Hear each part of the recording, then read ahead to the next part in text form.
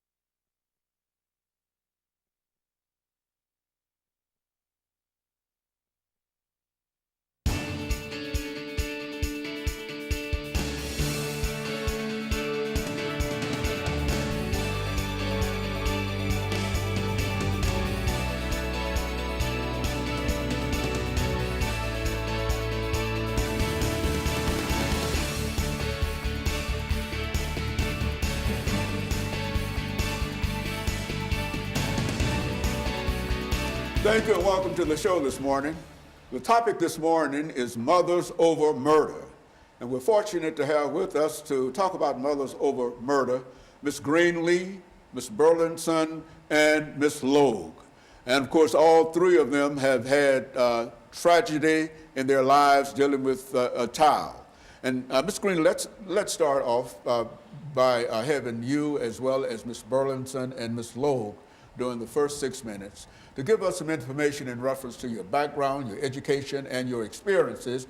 But instead of giving all of that information, take most of the time to talk about the child that you lost. And you do the same, Ms. Burleson, and Ms. Logue, you do the same, and we'll have about 6 minutes to do that, and then we'll take a commercial break, and we'll come back with 8 minutes, and then another break, and then we'll come back with 10 minutes. And so we've got a lot of time here this morning. Let's start off, Ms. Greenlee, by having you to talk about your background and say something about the death of your child.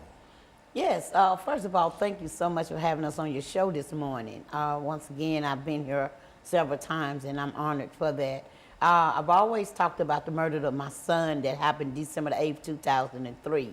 And by me still being sitting here in this chair in 2017, talking about violence and murder of young people again, it really beholds me. My son's name was Rodriguez Donnell Greenlee.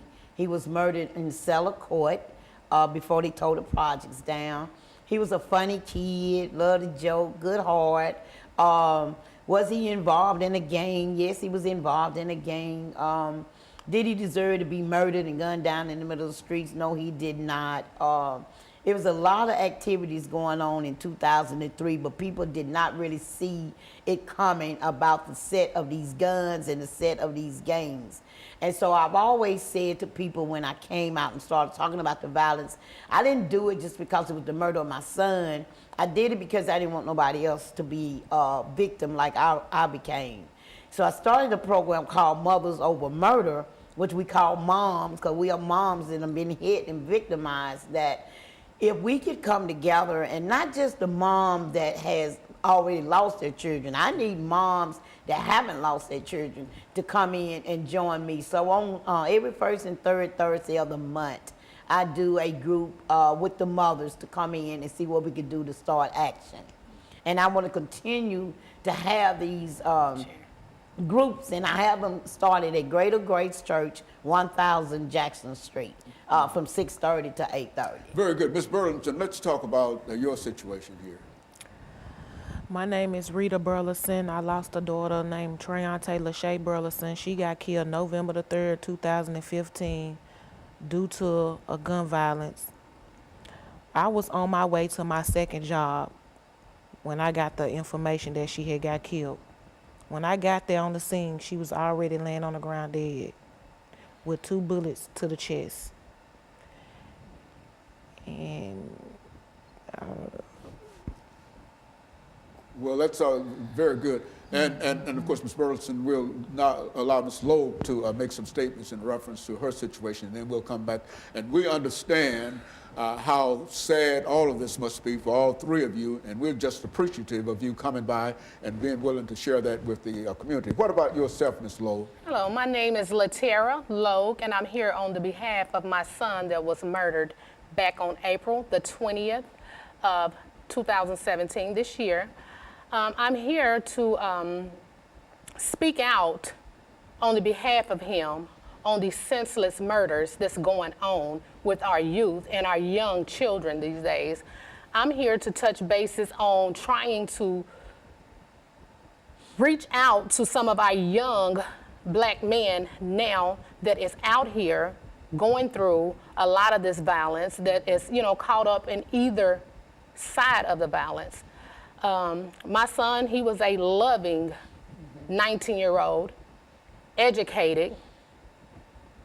I mean, the perfect ideal child that a mother could want.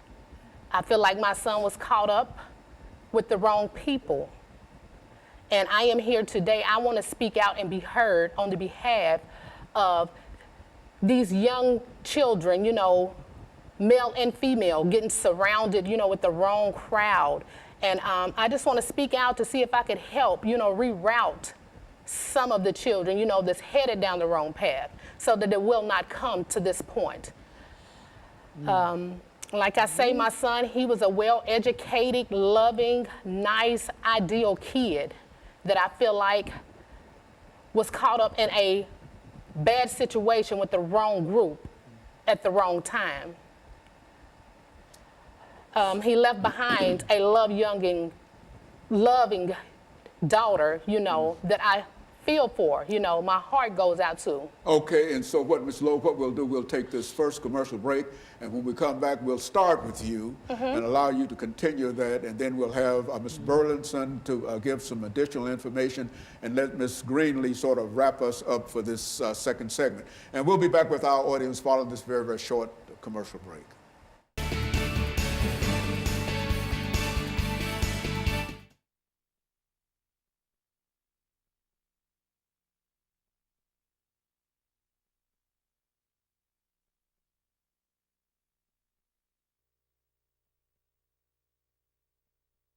And then,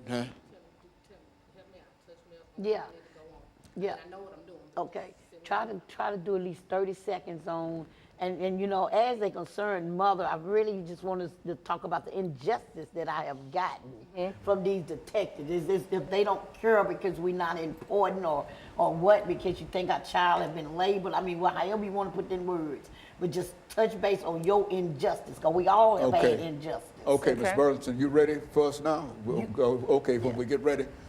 Ready, when we get You ready, could just talk about how is it that a mother can get back on with her life. You still destroyed, and you got 9 more children, but you still destroyed. You got 9 know? children? Yeah. Oh, mention that. Yeah. Make it that. Okay, let me make sure, start me. Talk- I'm you good, know. but go ahead and Yeah, just say start also, me out and I got yeah, it. just say also, I want to talk about the injustice that I've gotten for the murder of my son. It's like the detectives don't want to talk to me and tell me what's going on. Somebody out there knows something, and I'm just saying, whoever is listening to this, clear your conscience. Come to me. You know what happened. You know. And so we'll have 8 minutes, and take about 3 minutes. Okay. When, So 8 minutes when we on- come back, I'm going to introduce Greenlee, Burleson, and Logue. And when we get down to you, we'll start out and talk about the injustice, however you wish to talk about it. Listen to them, and this is your chance to say something about your child. Okay. And so you'll have about 3 minutes to talk about them. And then if you have to cry through talking or what, cry if you want to, and that makes it much more authentic if you cry. Break down if you want to, but talk if you want to talk, and let Ms. Greenlee close us out. Yeah. here. Did I do okay so far? Okay. Okay. Yeah, this is... I mean, this is fresh. All right, I'm just I extra still got tears nervous. in my eyes just because I know y'all hurt. You know what Yes. I mean? And it is more angry than anything that we even sit here when we should be doing this for something else.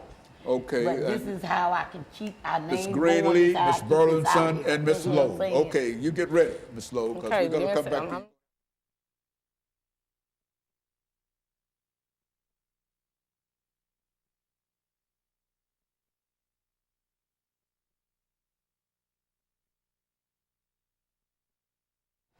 Thank you, and welcome back to the second segment of the show for today. We're talking to Ms. Greenlee, Ms. Burleson, and Ms. Lowe about moms, an organization called Mothers Over Murder, an organization established by Ms. Greenlee. And of course, Ms. Lowe, why don't you start us off during the second segment by talking for about 3 minutes about some of the experiences and some of your challenges since your child was gunned down in a real sense. Talk about it from that perspective. Yes, like I said, I am grieving and I'm going through a lot on the behalf of losing my son, but more so, I am hurting and I'm angry on the behalf of the injustice that I feel like I'm getting for my son. I feel like the detectives that's on this case do not give me helpful information. I still feel like I'm lost when it comes to the investigation and what actually happened at this shoe store after hour where my son was gunned down multiple times from the front and the back. I feel like the justice system is not doing thorough enough investigation when it comes to these murders on our youth, these young black men nowadays. I feel like the investigations are just being, they're there, but they're not being investigated. That's one of my main concerns on the behalf of losing my son. I feel like I am not getting the proper justice. I cannot get a decent conversation from the lead detective that is on the case of my son. That's hurtful. That also make me angry. And at the same time, I am grieving for my family from losing my son. But at this point, I don't know if it was because of him being who he were or the location. But I feel like the justice system is not doing their part on this behalf. I really want to see justice for my son. And I think if I get justice and they can do something about the situation on this, it may save or help out another young black child or any, race of, child.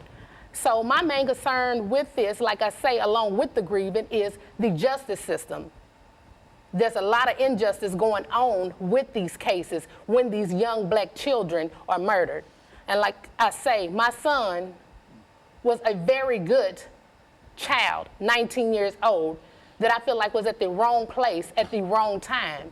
And just because he was there, I feel like him being who he was and where he is, that the investigation is not being done thoroughly. Very good. Now, Ms. Burleson, what about your child? Treante was a good student.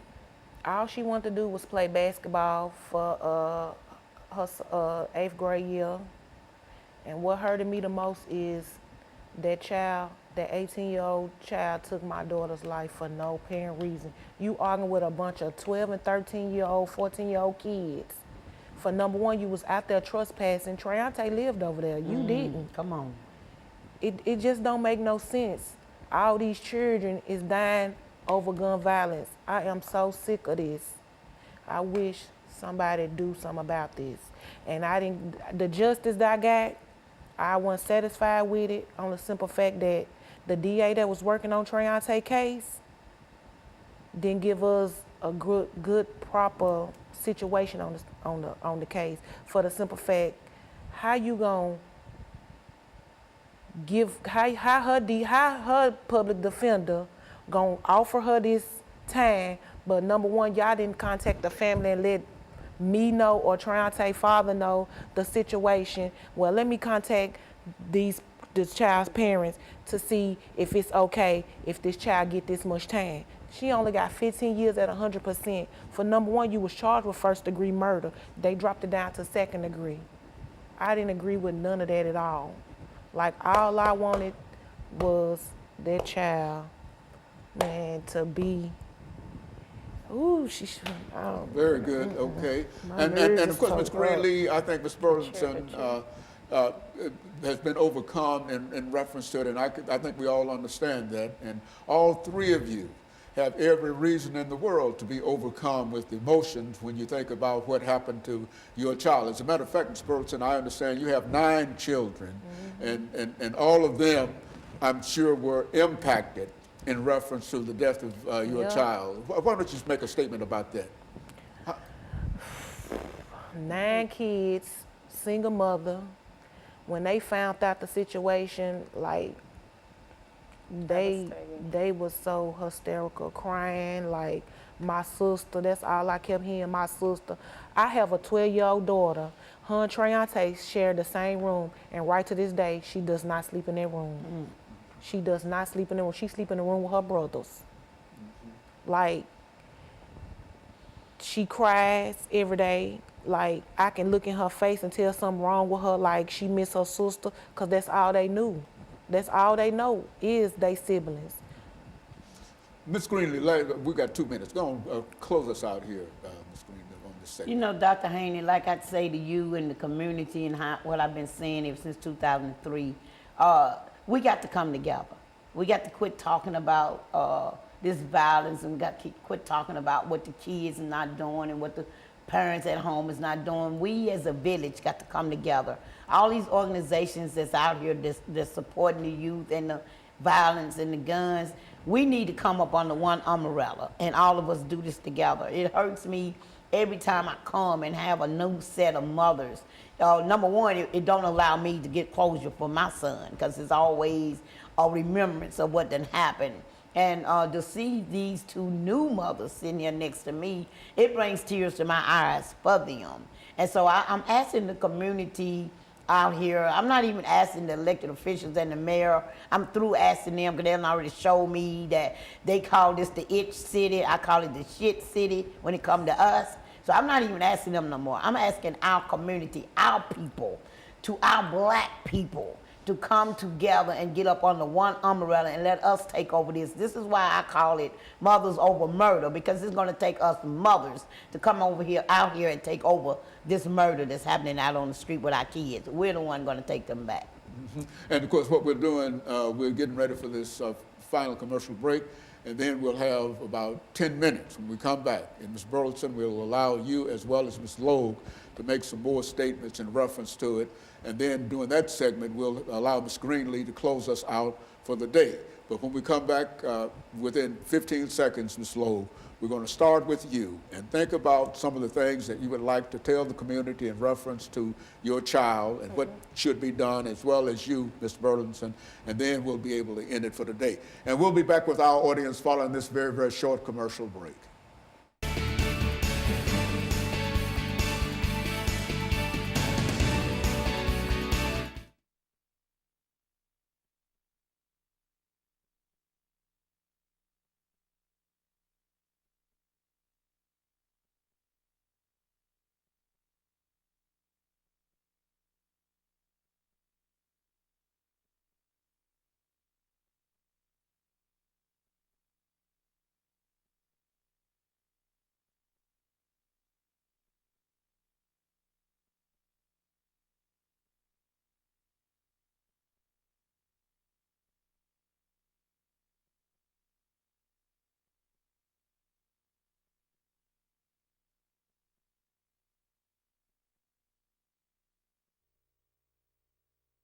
I'm all about it. If it wasn't for the mom program, I and wouldn't have meeting these other never mothers- knew what.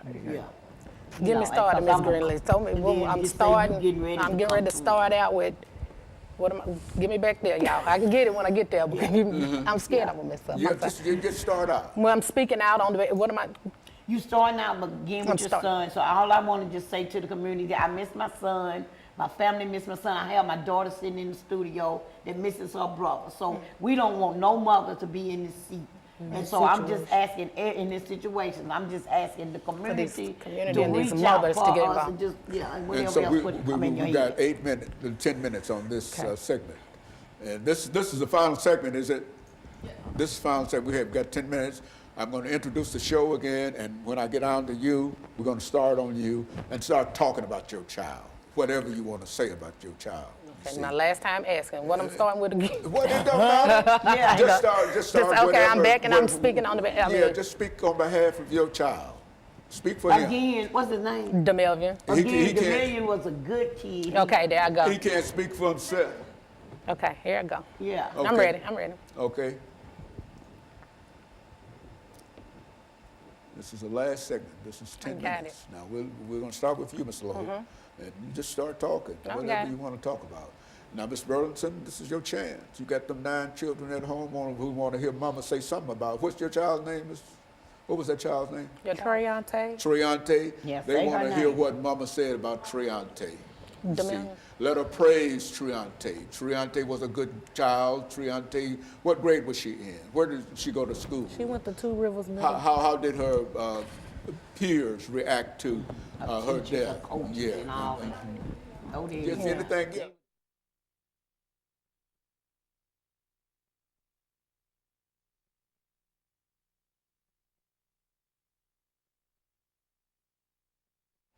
Thank you and welcome back to the final segment of the show for today. We're talking to Ms. Greenlee, Ms. Burlington, and Ms. Logue. Each have had a significant event in their lives dealing with their children. And of course, Ms. Logue, let's have you to simply talk about the impact that this had, not only on you, your children, but upon other folks that you might know. And let's talk about it from that perspective. And Ms. Burlington will take about 3 minutes to talk about some of the things that she believed that's on her heart today in reference to this. And then Ms. Greenlee will close us out for the day. Let's start with you, Ms. Lowe. Okay, again, like I said before, DeMelvian was a very loving, caring, great child. His loss has impacted His sisters and brothers that are in my household, he also have 20 other sisters and brothers from his father's side that were very close-knitted family. It's really impacted all of us as well as the community. My son's death, him being murdered, was a shock to our community. We are from Laverne. It was a shock to Laverne High School because they knew that my son was a cool, calm, laid-back child that has never been in any trouble, never had any criminal history. He was 19 years old. My son has never, thank God, been to juvenile. My son has never been to jail. It was a shock to the community when we got the news that my son was murdered. It's impacted my household. It's done impacted my community. His father, he had a great father that's always been involved in his life from day one. And I look at his father, it's really taken a toll on his father. And that hurts me. It's taken a toll on his daughter. My son was murdered senselessly 8 days after his daughter's first birthday. Him and his daughter shared a great relationship, a very great, loving relationship, you know.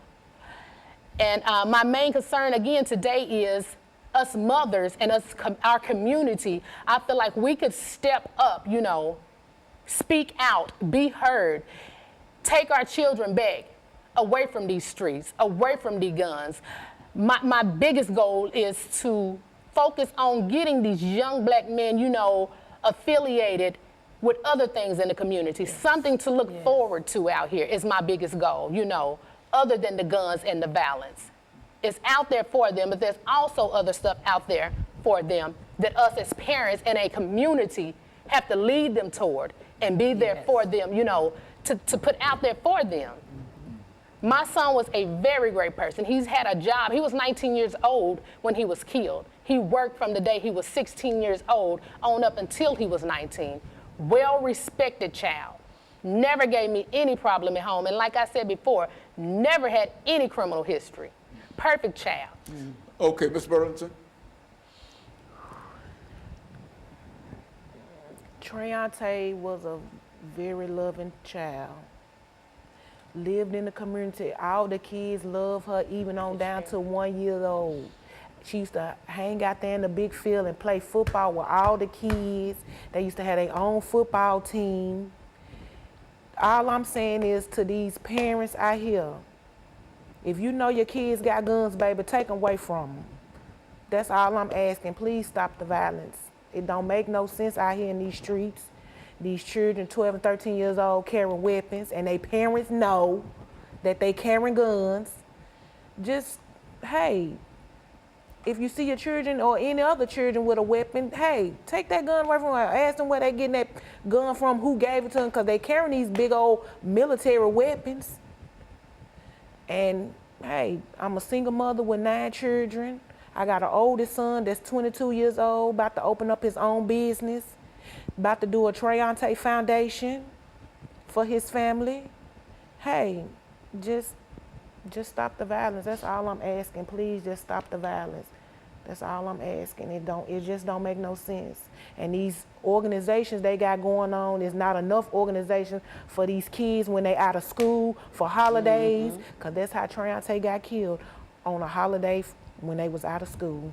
And all we just need is more parents to come to this Moms Over Murder, even if you ain't lost a child. Just come and talk about your children. Because I know some of these parents out here know what these children out here doing. They just don't speak up. All my child ain't bad, all my child. Yeah, you know your child bad, but you just don't, you know, say nothing about the situation. All I'm asking is please, and if you listening, please stop the violence. And more parents need to come, more fathers need to come and step up to the plate. Get some of these children off the streets and, hey, if they ain't got no father figure, hey, take them, hey, go ask their parents, hey, can I take your child to the mall? Or, hey, I know you don't have enough money to buy your child this. Hey, step up and, hey, because I know a lot of parents, hey, because I'm one of them. I'm a single parent with 9 children, hey, and I'm struggling right to this day, and I live in public housing with no job. Ms. Greenlee. Ooh, Man, I'm telling you, I'm overwhelmed, excited, and promising at the same time that we're going to be able to do something about this. This is not just another talk show.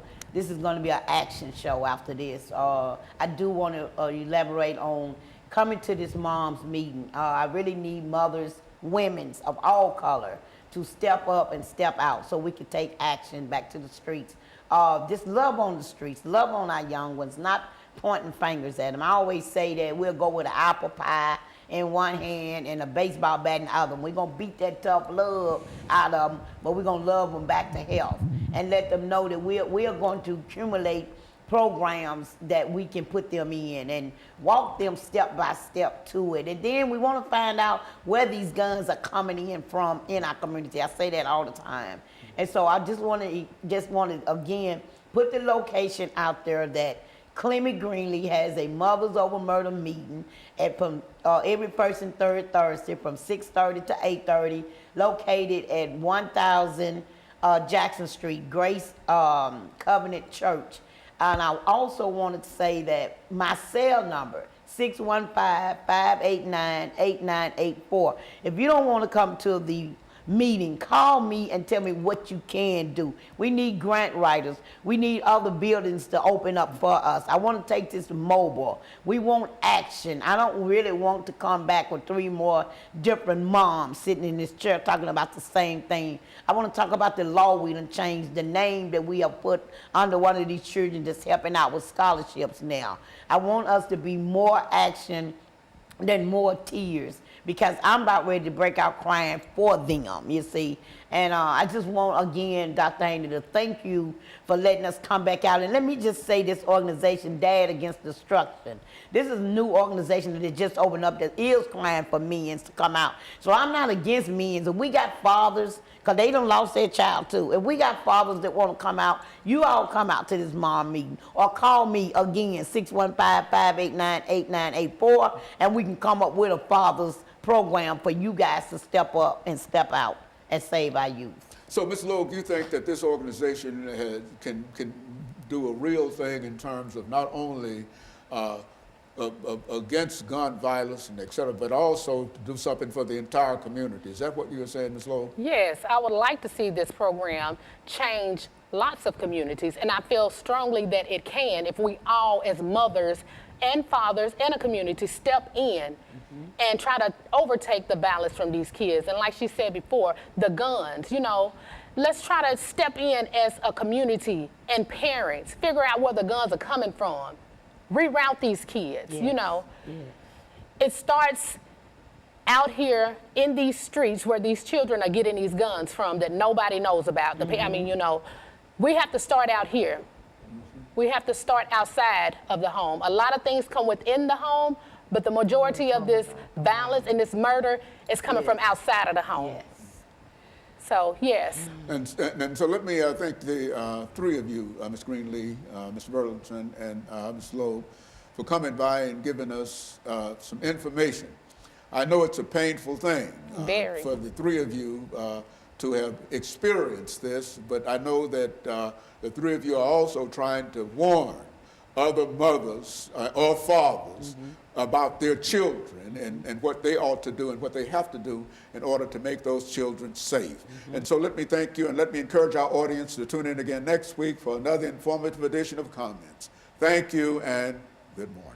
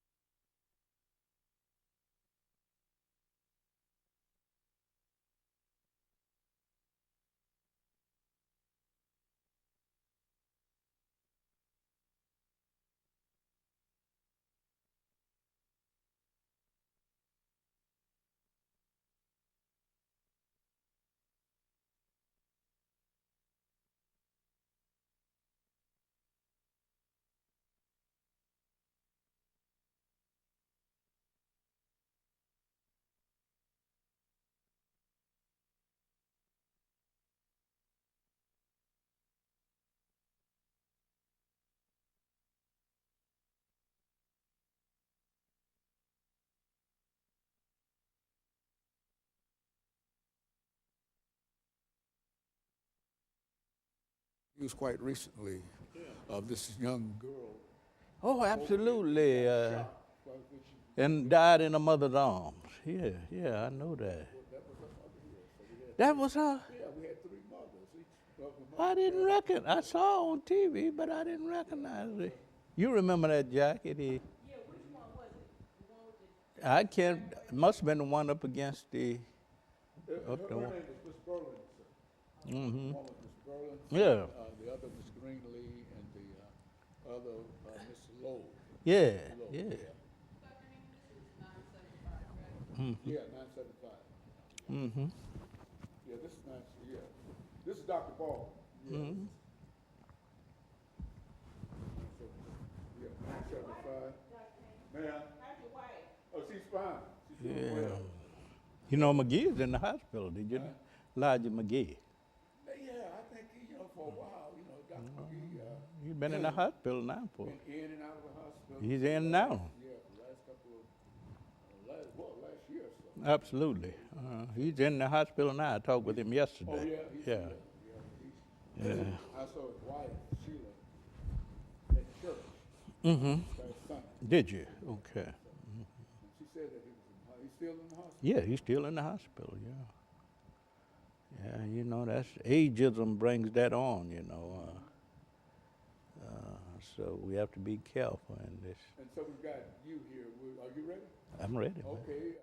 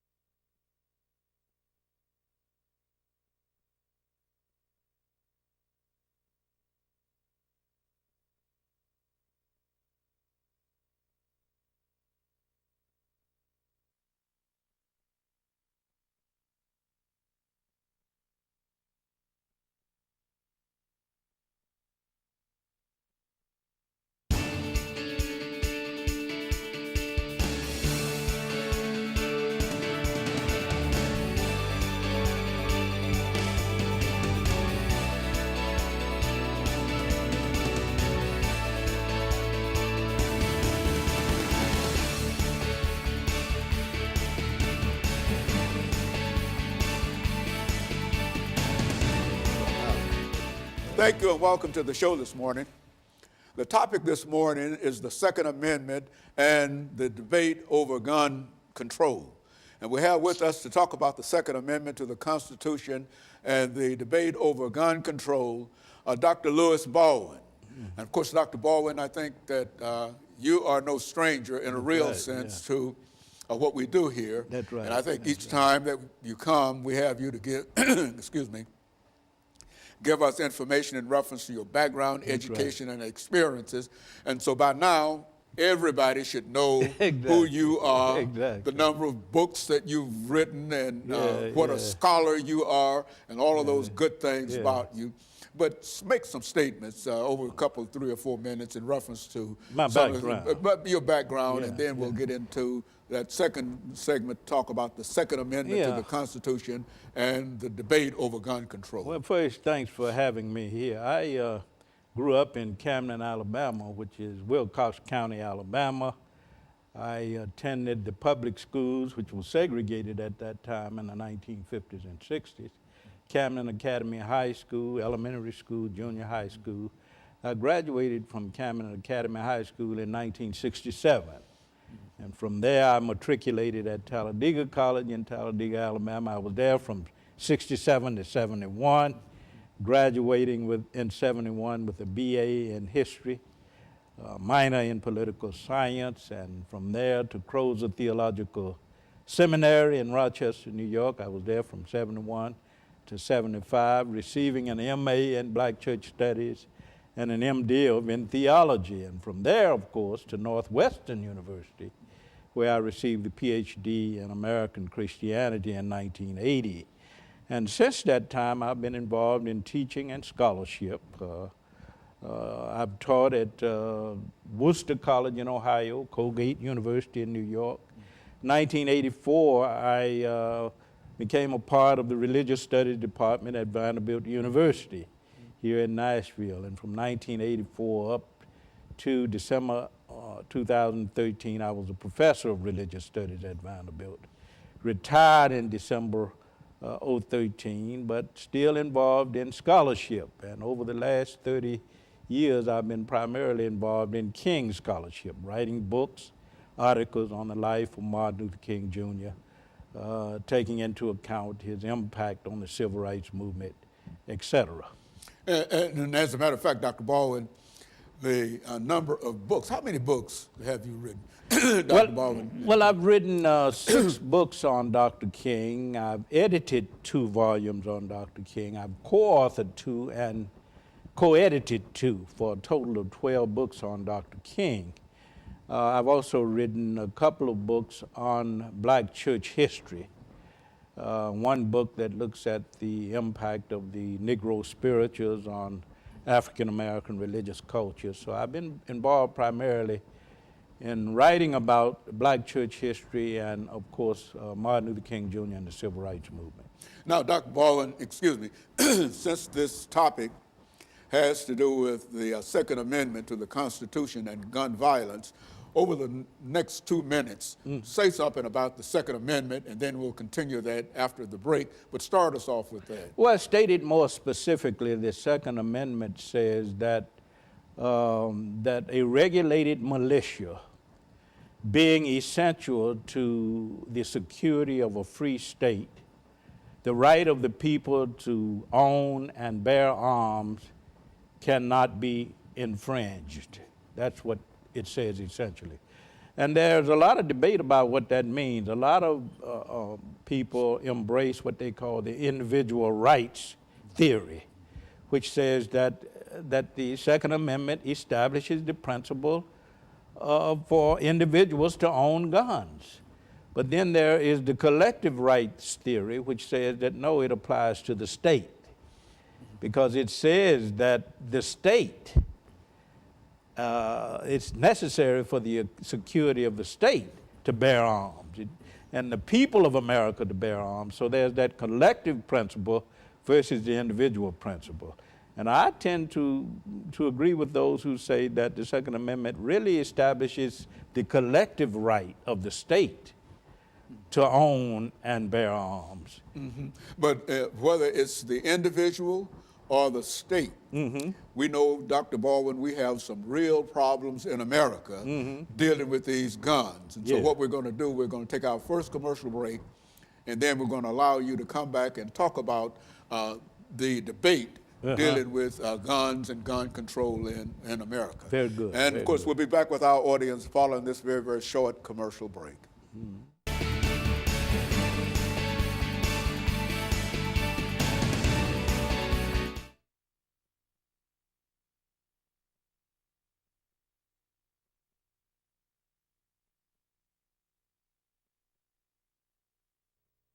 wish. Yeah, but And so when we come back, we'll have 8 minutes to do that, and just take all that 8 minutes. Very good. And Very then we'll have a break, and we'll go 10 minutes. Very good. Okay? Very good. Very good. Yeah, but we're off. That's Yeah, good. hope it's That's going good. well. Mhm. Yeah. Yeah, that's good information. Mm-hmm.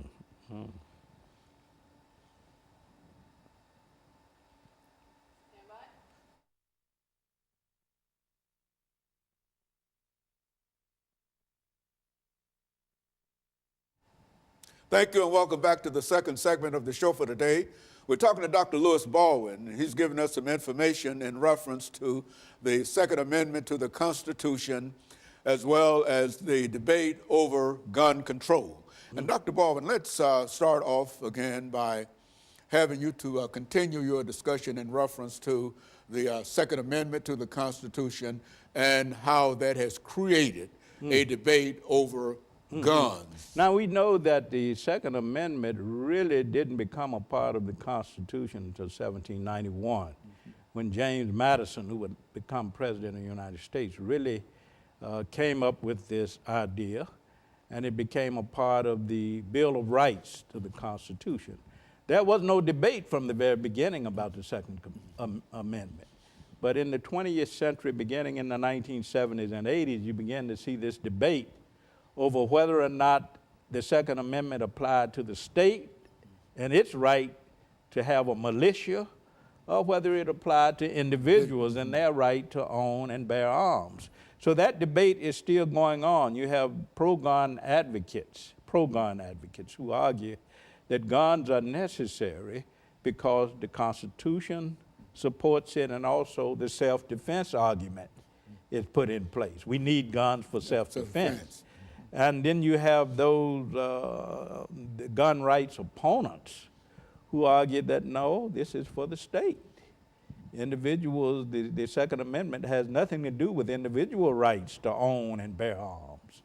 Now, in 2008, in a case called the District of Columbia versus Heller, Heller, the Supreme Court came down on the side of individual rights. It ruled that individuals have a right to own and bear arms.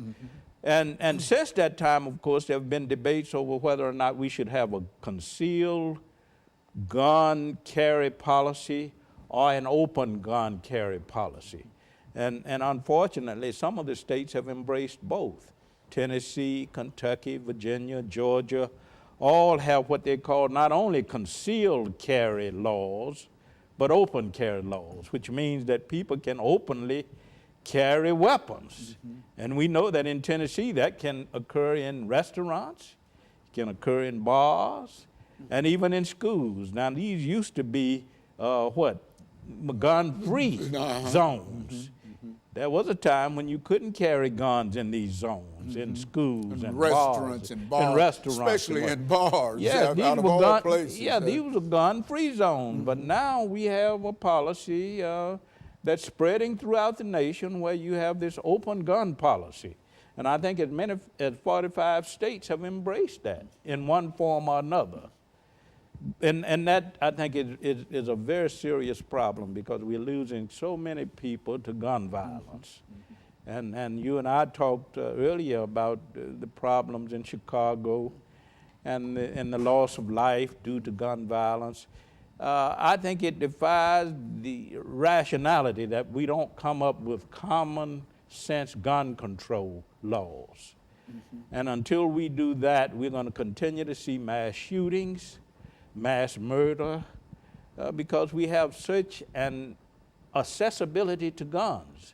Now, if you look at other countries like Norway and Canada and Israel, they have, guns, people, but we are the only nation in the world that worships guns, I think. We have more guns per person in this country than anywhere else in the world. And we have more firearm murders in this country than anywhere else in the world. So that should be a wake-up call for us to get involved in efforts to bring about some type of gun control. You know, Dr. Baldwin, considering when we speak of a wake-up call, I think we can say that over the last 10 years, if we have not had a wake-up call Exactly. to make people more conscious of the guns, Yeah. considering the death of children, Exactly. the mass murders here, the mass murders there, Yeah. and recently the 58 people who were killed in Las Vegas. Yeah. And now if that does not touch the consciousness of a nation, then I think it's going to be very, very difficult to talk about gun control until we make that happen. Right, you're exactly right. We've had Sandy Hook, where these kids were killed. We've had, of course, the Purse nightclub in Orlando, where a lot of people were killed, and more recently in Las Vegas, which you mentioned, 58 people, actually 59, lost to gun violence. And it's all because we have not found a way to control high-powered assault weapons from getting into the hands of people who are maybe terrorists or people who are not, who have psychological problems. We have not come up with gun control laws to deal with these kinds of problems. And you have some in Congress who are arguing that the Second Amendment is unlimited when it comes to individual rights to own guns. And when you have those kinds of arguments, what can you do? You've got guns everywhere. Guns it's almost everywhere. Impossible to, and even in Nashville here, we represent a high murder rate by guns and et cetera. What do we do? Exactly. In the state of Tennessee, you have open carry laws. People can carry guns in bars, and now on college campuses, you have people who are advocating the carrying of guns, which makes no sense to me. No sense at all. And especially if you've ever taught in a college camp, a college, then you understand the kind of situation that you find yourself in a classroom. Exactly. And then to think that somebody might be out there who might pull out or openly show a gun. That's quite intimidating. Yeah, I taught in colleges and universities for over 40 years before retiring in 2013, and I know it's not a good idea. It's not a good idea at all. Not a good idea because you don't know what the psychological state of people is. And to say that guns can be openly carried in bars and restaurants and on college campuses, to me, is absolutely insane. And it's so intimidating. I mean, you know, for a person to walk around with a gun and on his person, that should not be. But nevertheless, as you indicated, you can do that. Yeah, and unfortunately, we don't have a serious debate going on. We don't have it going on in the churches where it should be, where we talk about Jesus as a peacemaker. We don't have it going on in the circles of the legislature and Congress, local politics, regional politics, national politics, because the gun lobby has a stranglehold on so many of us. Okay, so what we'll do, we'll take our second commercial break, Dr. Baldwin, and then we'll come back and we'll talk about some of the problems in reference to controlling guns. And we'll be back with our audience following this very, very short commercial break.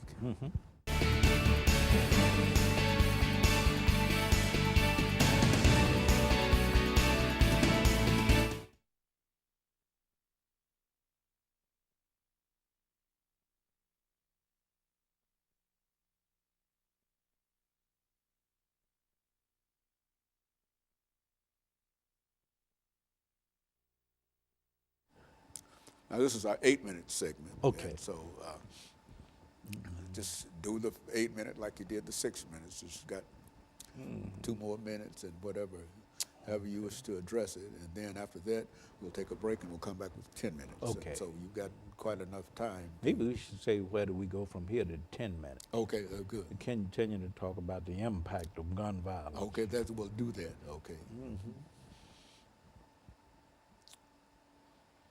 Yeah, man, these guns, I tell you, I got shot here in the leg. My grandfather shot. Absolutely. Yeah. And so, and once you get shot with, you don't want nobody around you with no gun. No doubt. You know what I'm saying? All they have to say is a gun, I'm gone. Hey, man, I try to teach my all grandson and do. everybody else that, you know, when they say gun, you out of there. That's Or right. even if you suspect that somebody's got a gun. That's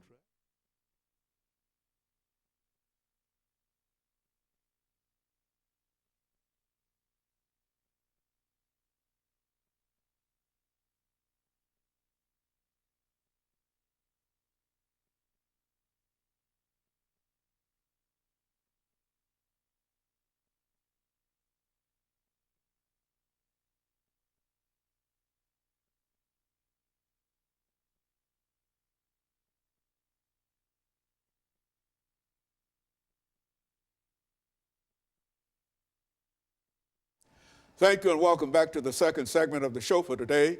We're talking to Dr. Louis Baldwin, and he's given us some information in reference to the Second Amendment and the efforts to control guns. And Dr. Baldwin, let's give you an opportunity here to talk about some of the aspects of gun violence in America. I think the problem is that we have become the gun belt of the world. You and I grew up in the South, and you know, they used to call the South the Bible Belt. But I always thought of it in terms of the gun belt, and I think that applies nationally now to us as a nation. We have become obsessed, I think, in many ways with guns. There are over 300 million guns in our society, and as you well know, there are about 300 million people. Almost a gun for every Yeah, person. we have, and you got more guns than people, as many guns as people. And there are people who see that as a good thing. They think that guns are the answer to the whole question about our salvation and our security as a nation. These are the folks, guns don't kill people. Yeah. People kill people with guns. And I argue that people with guns kill people. Right. You see, if you look at some of the other countries where you have very low homicide rates, in Africa and Asia, for an example, where people don't have the same kind of accessibility to guns. You don't have to be a rocket scientist to see that in a country where there's so much accessibility to guns, high-powered rifles, assault rifles, semi-automatic pistols like the Glock, you don't have to be a rocket scientist to see that the availability of guns or the accessibility of guns is the reason why we are #1 in the country in terms of homicide, firearm homicides. But you have people on the so-called conservative rights who argue that there's no evidence that In that spite guns, of the murder rates. exactly, that guns contribute to murder or rates. Las Vegas or something, Yeah, 58 folks. and so what you have here is a lack of rational thinking. We need to do some serious thinking about guns in this society, and we need people who are rational to sit around the table. When you got irrational people talking about guns, you don't come up with good answers. So if you look at Birmingham, if you look at New Orleans, if you look at Chicago, Chicago is, I think, a good case study for how guns cause what? Violence and homicide rates to go up. But we aren't getting a serious conversation about this. Now, what keeps us from having that conversation? And I think a lack of leadership. We don't have leadership in the churches that are willing to take on this issue. We don't have leadership in government. And when I speak of government, I'm talking about the local level, the regional, state level, the national or federal level. You don't have leaders who are willing to take this on because too many of them are in the pockets of the gun lobby. Now, what do you mean, Dr. Baldwin, when you say the gun lobbies? We all know the NRA. NRA is a and big et cetera. part of it, yes. But talk about that. Speak to that. I mean, how are they able to have the influence that they're able to have over individuals? As you well know, money talks. And the NRA has put millions and billions into the pockets of politicians, particularly on the right side of the spectrum. And because they are receiving this support, money, they don't want to speak out. Who pays the piper calls the tune, as you well know. So I think that's the problem. The gun lobby has a stranglehold on our legislative processes. So that means, of course, that the people have to speak. And when I say the people, I mean the masses, I mean churches, I mean pastors who understand the teachings of Jesus Christ. And Jesus Christ said, "He who lives by the sword will die by the sword." People who really understand the teachings of Jesus Christ, the masses of people must stand up and say enough. We've had too many mass shootings in this country. Most recent being, of course, 59 people in Las Vegas. But we hear Every time we have a mass shooting, we hear politicians say, well, you're in our thoughts and prayers, but they do Nothing about guns. about assault weapon, high-powered assault weapons, semi-automatic pistols, and all of these other weapons that should be in the hands of the military.